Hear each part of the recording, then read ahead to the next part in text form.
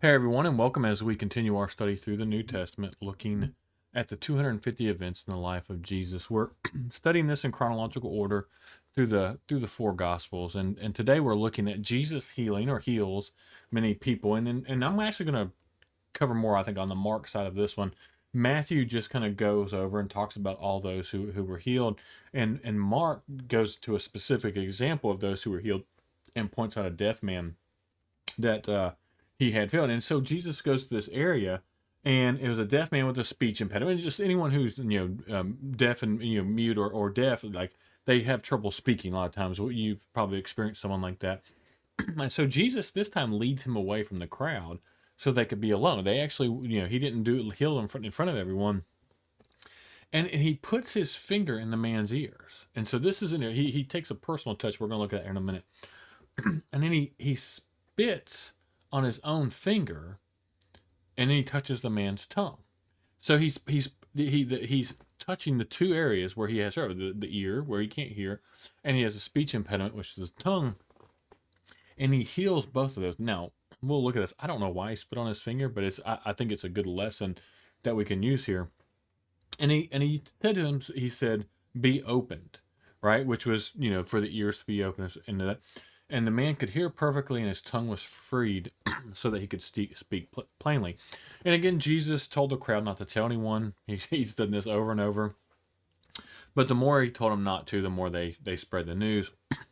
And they were completely amazed and said again and again, everything he does is wonderful. He even makes the deaf to hear and gives speech to those who cannot speak. And so if we go back, and I'm going to actually cover, since both Matthew and Mark's a little bit a shorter section, I'm going to cover Matthew and Mark in this on these notes.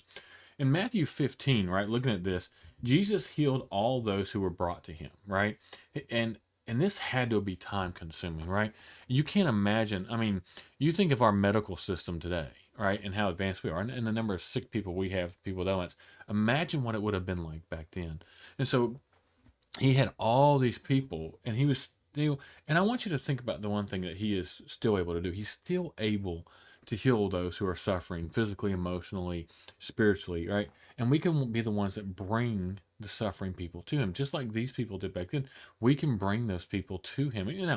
He doesn't heal in the same way. We don't, it's obviously it is different, but we do know that prayer works, right? Emotional healing works through Jesus. We know that. We've seen that. And so that's something we need to make sure that we're trying to do, and we're reaching out to do. And so the question is, who do you know that needs Jesus, right? Who needs Jesus? We all need it, right? And so we have all these people, and you can bring, like, you don't have to physically bring these people sometimes, right? It's like you don't have to drag them to church or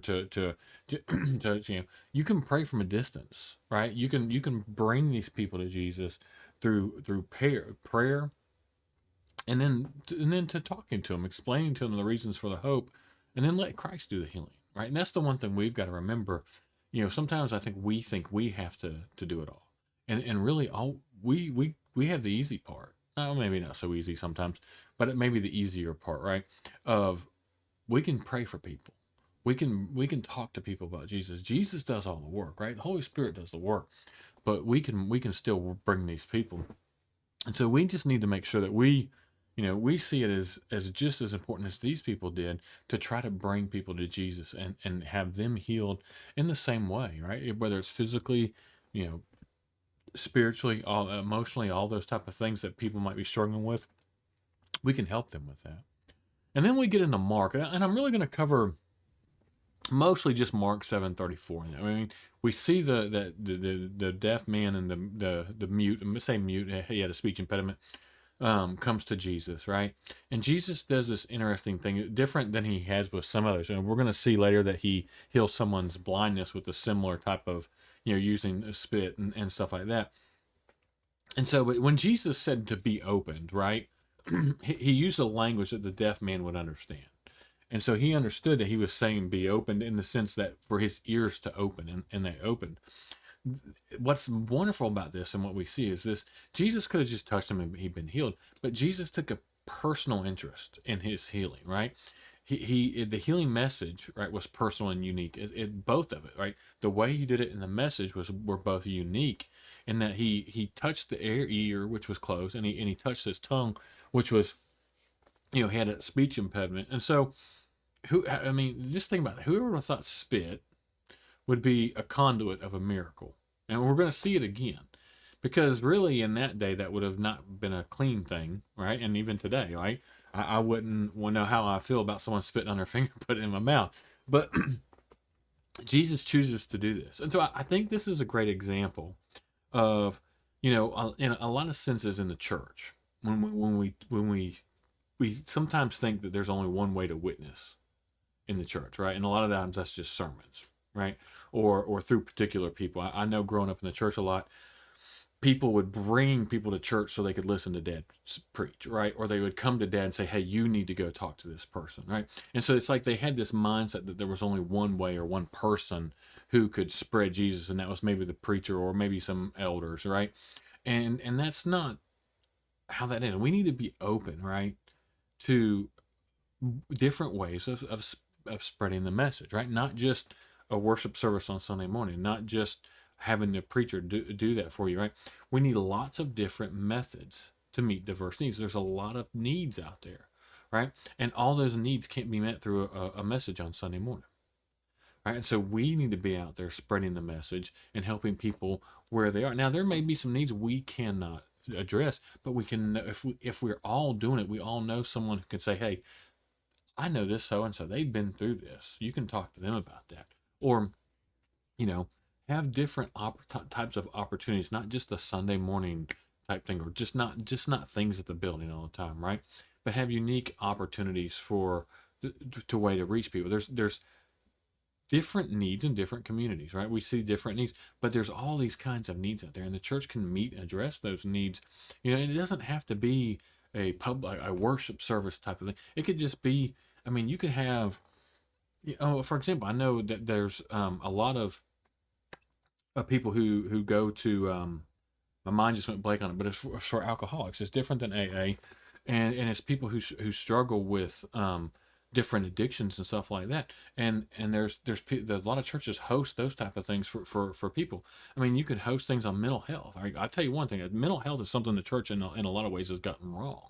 Right? We've kind of had this whole attitude of, well, if you had enough faith and you just prayed about it, then and we know that's not the case. And so, you could focus on things like mental health. You could focus on different, whatever people are going through, but have special things for that, for people to come to and be a part of. And so we need a lot of different methods to meeting diverse needs. All right. And Jesus used spit and mud, right? If Jesus can use spit and mud to reach people, then surely we can find windows, different ways into the minds and the hearts of people, right? We probably don't need to go around spitting and on people or putting mud on people, right?